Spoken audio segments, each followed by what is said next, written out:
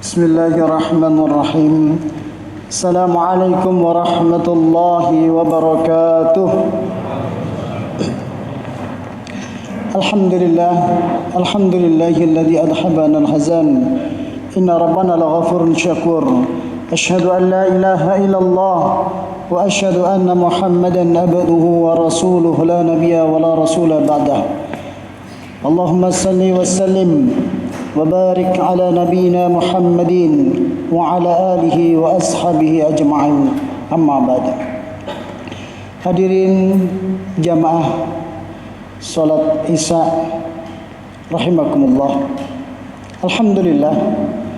Alhamdulillah binikmatillah, pada kesempatan ini Allah memberikan kita umur panjang, Allah memberikan kita kesehatan, Allah memberikan kita waktu yang barokah, sehingga pada kesempatan ini kita bisa berjumpa dengan bulan suci Ramadan. Hadirin jamaah rahimakumullah, berapa banyak teman kita, berapa banyak saudara kita yang tidak bisa menjumpai bulan Ramadan tahun ini. Terkadang kita kalau ingat, ya Allah, 1 bulan yang lalu beliau masih sholat berjamaah dengan kita, beliau masih bercanda tawa dengan kita. Tapi ketika bulan Ramadan ternyata sudah dipanggil oleh Allah Subhanahu wa ta'ala. Alhamdulillah, pada kesempatan ini Allah memberikan kita umur yang panjang, umur yang barokah, sehingga kita bisa menambah amal ibadah kita untuk menghapus segala dosa-dosa, segala kesalahan-kesalahan kita di masa yang lalu. Sahabat pernah bertanya kepada Nabi, "Ya Rasulullah, ayyun nasi khairun?" Manakah manusia yang baik? Lalu Nabi mengatakan, "Man tala umuruhu wa hasuna amaluhu." Manusia yang baik adalah manusia yang ketika diberikan umur panjang lalu dia baik amalnya. Jadi umurnya semakin banyak, semakin baik pula amalnya.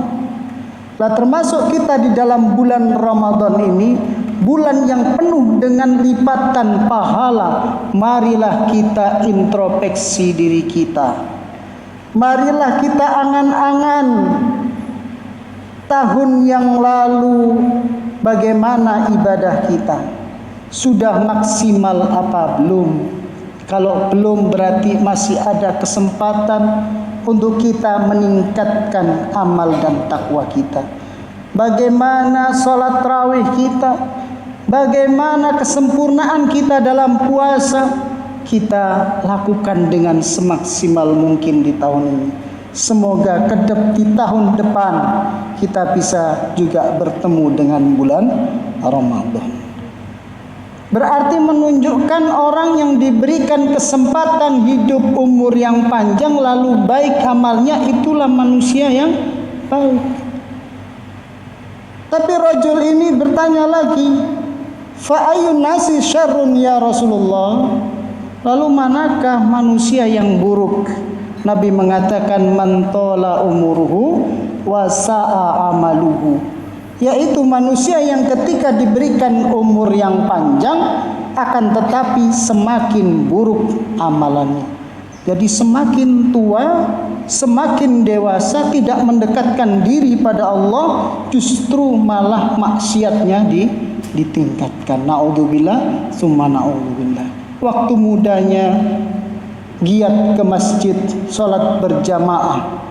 Waktu mudanya giat untuk mengikuti taklim, tapi karena kesibukan urusan duniawi sehingga semakin lama semakin jauh dengan masjid.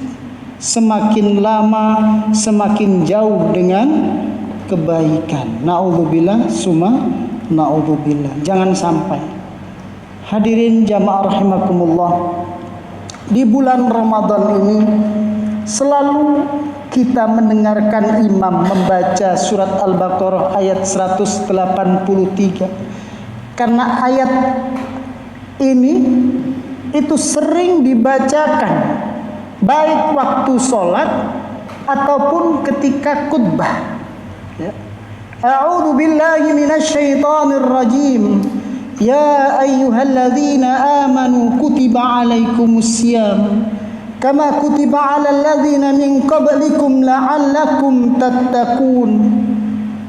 Dikabarkan oleh Allah, ya ayyuhalladzina amanu, wahai orang-orang yang beriman. Kita disebut oleh Allah orang-orang yang beriman. Allah tidak mengatakan ya ayyuhan nas, Allah mengatakan ya ayyuhalladzina amanu, wahai orang-orang yang beriman. Berarti orang yang beriman adalah orang-orang yang nantinya akan dimasukkan ke dalam surga.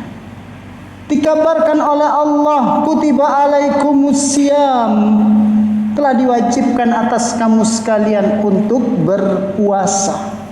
Makna dari puasa yaitu menahan diri dari makan, dari minum, dan juga menahan diri dari menjima pada istrinya, bersenang-senang dengan istri.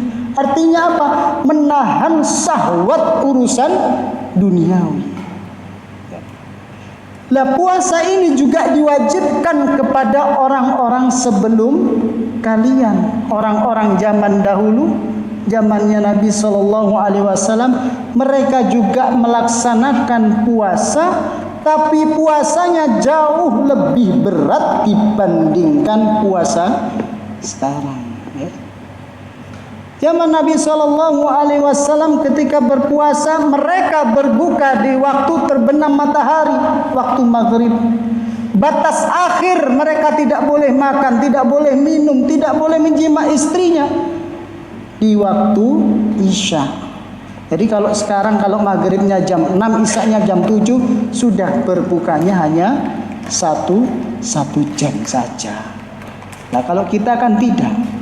Dari habis maghrib, dari mulai maghrib sampai waktu fajar bebas.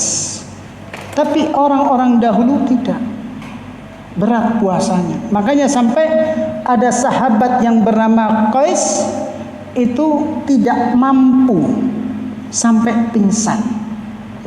Qais itu mempunyai kebiasaan rutinitasnya di ladang. Jadi kalau waktu siang itu terpapar matahari, pekerjaannya harus dengan menggunakan tenaga yang luar biasa. Kalau sekarang orang-orang yang di sawah harus nyangkul. Ketika waktu berbuka pulang ke rumah, wahai istriku, adakah makanan untuk berbuka? Istrinya mengatakan, tidak ada wahai suamiku. Engkau tunggu ya, aku akan carikan makanan. Kalau sekarang Pak di benteng ini sebentar ya Mas, tak carikan ke depan langsung dapat makanan. Ada nasi padang, ada sate banyak. Kalau zaman dahulu wallahu a'lam ya. Kalau di sini dekat semua. Singkat cerita, datanglah istrinya kepada Qais dengan membawa makanan. Ternyata Qais sudah tertidur. Berarti dia seharian penuh tidak makan dan tidak minum, sehingga keesokan harinya dia lemas, akhirnya pingsan, tidak mampu. Lalu ada sahabat lagi, sahabat Nabi bernama Umar bin Khattab, sahabat dekatnya Nabi dan khalifah. Itu juga tidak mampu dalam hal apa? Menahan syahwatnya kepada istrinya. Akhirnya melanggar ba'da isya, melakukan hubungan suami istri. Akhirnya Allah menurunkan surat Al-Baqarah ayat 187. Dihalalkan atas kamu sekalian bersenang-senang dengan istri kalian, makan, minum sampai waktu fajar. Dalam bulan Ramadan ini berarti kita puasanya lebih ringan dibandingkan orang-orang dahulu. Tapi sempurna, mari kita sempurnakan puasa. Karena Nabi SAW mengatakan, berapa banyak orang yang menahan lapar dan dahaga, akan tetapi dia tidak mendapatkan apa-apa. Kenapa? Karena tidak bisa menahan syahwatnya. Berpuasa tidak menahan makan dan minum, tapi tidak bisa menahan lisannya, tidak bisa menahan matanya di dalam melakukan kemaksiatan. Ya. Berpuasa akan tetapi suka menghibah, berpuasa tapi suka melihat sesuatu yang diharamkan oleh Allah, maka itu semua akan menjadi sia-sia. Makanya kita berdoa kepada Allah, minta perlindungan kepada Allah agar dijaga diri kita dari segala kemaksiatan badan. Allahumma inni a'udzubika min syarri sam'i. Ya Allah, jagalah pendengaranku, dijaga supaya jauh dari kemaksiatan pendengaran. Kalau mendengarkan orang hibah merasa tidak nyaman telinganya. Min syarri sam'i wa min syarri basari, dijaga dari mata. Ya, matanya kalau melihat sesuatu yang tidak sesuai, yang maksiat, merasa tidak nyaman. Ya, kalau orang tidak nyaman itu merasa gerah dirinya, merasa tidak nyaman tentunya. Ya. Kenapa? Sudah dijaga oleh Allah. Lalu minta penjagaan lagi dari apa? Min lisani, dari lisan. Lisan yang mengucapkan sesuatu yang kotor, yang rofas, karena itu bisa menggugurkan pahala kita ketika berpuasa. Lalu kita minta perlindungan kepada Allah, dijaga hatinya. Min qalbi, ya, dari hati la yakhsha, yang tidak khusyuk. Hatinya selalu merasa kurang, hatinya juga merasa iri, dengki, dan lain-lain sebagainya. Itu akan menjadikan kurang sempurnanya dalam berpuasa kita. Hadirin jamaah rahimakumullah, mungkin yang terakhir dalam bulan Ramadan ini adalah bulan Al-Quran. Syahrul Ramadan alladhi unzila fihi Al-Quran hudal linnasi wa bayyinatin minal huda wal furqan. Allah memberikan barokah kepada tempat yang diturunkan Al-Quran, yaitu Mekah. Allah memberikan kebarokahan kepada manusia yang terbaik, yaitu Nabi Muhammad SAW. Namanya sampai nanti hari kiamat terus disebut. Kenapa? Karena ada dalam Al-Quran. Karena diturunkan wahyu Al-Quran. Malam ini adalah malam Ramadan, menjadi barokah, menjadi malam yang mulia dibandingkan bulan-bulan yang lain, malam-malam yang lain. Kenapa? Karena bulan Ramadan, bulan turunnya Al-Quran. Malam Qadar, yaitu malam diturunkannya Al-Quran, menjadi barokah, menjadi malam yang berpangkat lebih baik daripada 1000 bulan. Kenapa? Karena Al-Quran. Mari dalam bulan Ramadan ini kita tingkatkan tadarus Al-Quran, membaca Al-Quran.